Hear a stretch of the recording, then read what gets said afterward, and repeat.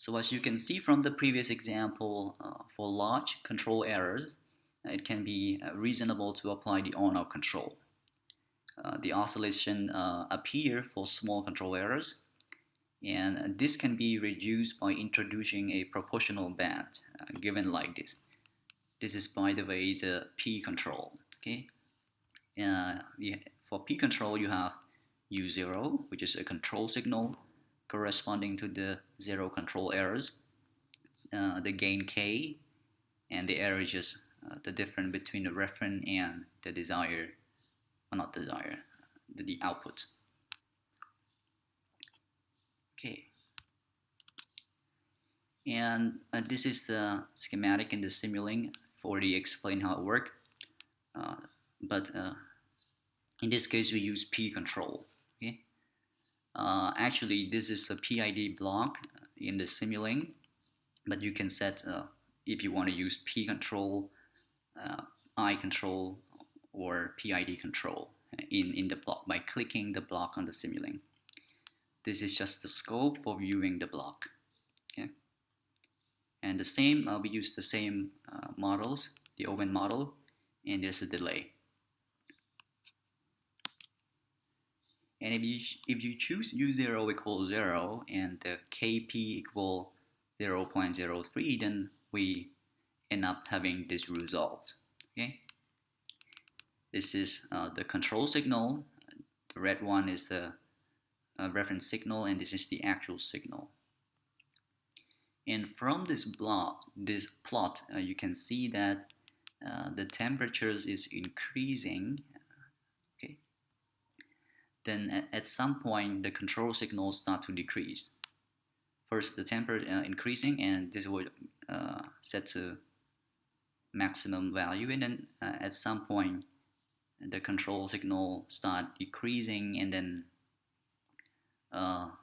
remain in this value. Okay, so the actual signal cannot reach the target value. Okay, and we can see that the P controller can remove the oscillatory behavior which was presented in the on-off control, but we have this steady state errors. It cannot reach the target value. And the question is, what can we do to improve this? We don't want these errors. There are errors between the reference signal and the actual signal. This error is called steady state errors. So let's look at the math a little bit. So if you look at the math and do some manipulations, you end up having these equations. From this equation, there are two ways to eliminate the stationary errors, the steady state errors. One is to let this k to be very large. When this k is very large, the error will go to 0, right? And another way is to select U0 such that E equals 0. It means that U0 is just equal to U. And in practice, it's very difficult to find such U0. Okay? So let's increase the value K a little bit. So if you increase the value K, you can reduce the steady state errors a little bit. But for the control signal, it starts to oscillate like this for Kp equals 0.06. So what is next? Okay, so let's start to increase Kp a little bit more. When you increase the Kp to 0.5, this signal is more or less the same as the on-off control, and this it's almost the same as on-off control. Okay, and then if you try to increase this value Kp here, okay, not K, and then it will just exactly the same as on-off control. So for P control, you will always have this kind of steady state errors for the specific value of Kp. Okay.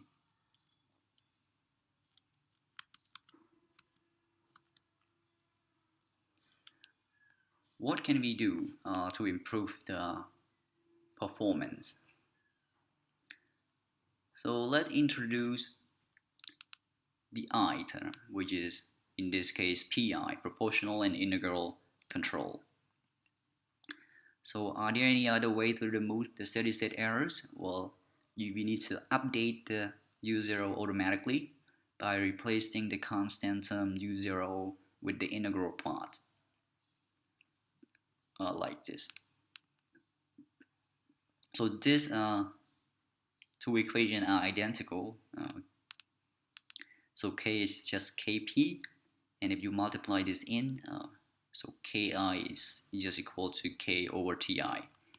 And, oh, this is not correct. Ki equal K over Ti, then comma, Ti is the integral time. Sorry for that. So we introduce this integral term. Integral is the sum, right? So in this case, it's the sum of the errors from 0 to t. If you do this, what will happen? Removing u0 and introduce the integral, and then you sum all the errors from 0 to t. And this is the block diagram. The same block, you just need to set this to PI. Okay, you can set by clicking the block in the simulink. And then here's the result. You already choose Kp, which if you choose Kp alone, there's a steady state errors, and then you also add Ki, in this case this value, and you can eliminate the steady state errors. So there is no steady state errors because it's sum all the errors. So if more integral action is added, then there will be oscillations. Okay.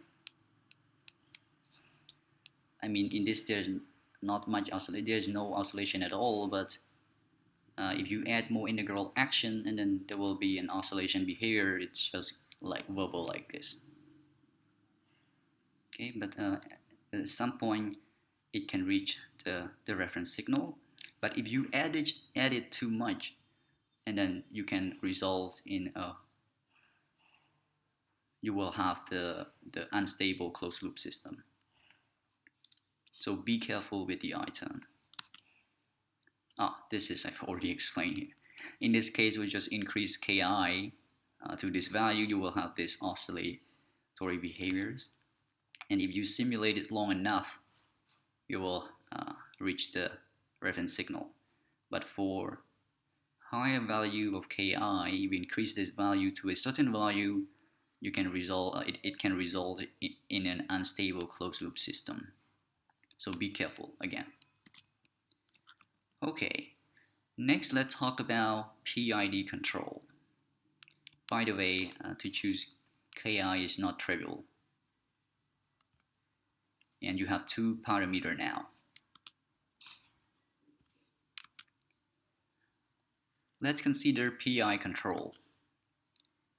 So the D term is the derivative term. So we can think of this as a predictions. Okay. For example, this is the errors and this is time. If you have the trajectory like this is obviously integral term because it integral from 0 to t of the errors. But if you think about this, if you know that signals go like this, you can somewhat predict what go next, right? That means the signal should be decreasing in this figures. In this case, you see it at this point, it's the trajectory is like this. I mean, the signal is like this, and then you can predict that it will increase like this. Okay. So now we add the derivative term. Okay. So we have the full PID control. This part is the proportional. This is the integral, and this is the derivative term. So PID control. And again, these two equations are identical. The derivative part to estimate the error change in TD unit is given like this. So it's an approximation between TD and derivative of the errors over dt. And again, you can add one more d term, the same block, but you can choose. In this case, I choose PID control.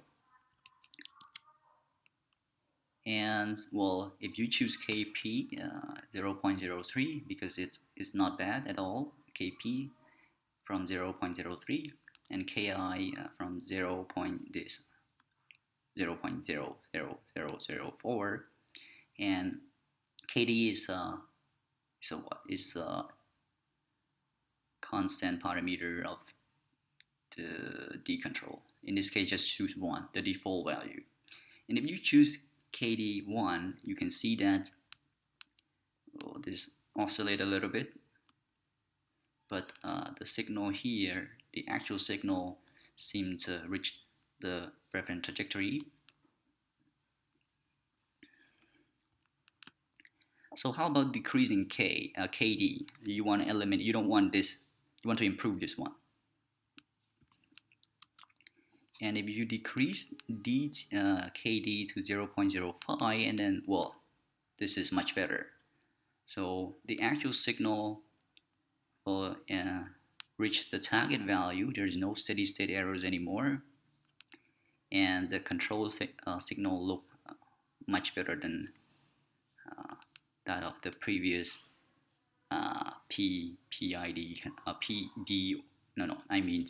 much better than the on-off control, the P control, PI control. In summary, the PID control is the combination between proportional control, which is the present value. In this case, it here, the present value, and the integral term. The integral term is sum all the errors, sum all the past errors. Okay, and we also introduced the derivative term to predict the futures. So this stands for P control. This is the integral control, and this is the derivative control. So PID, present plus the past and plus the futures. Thank you for watching these lectures.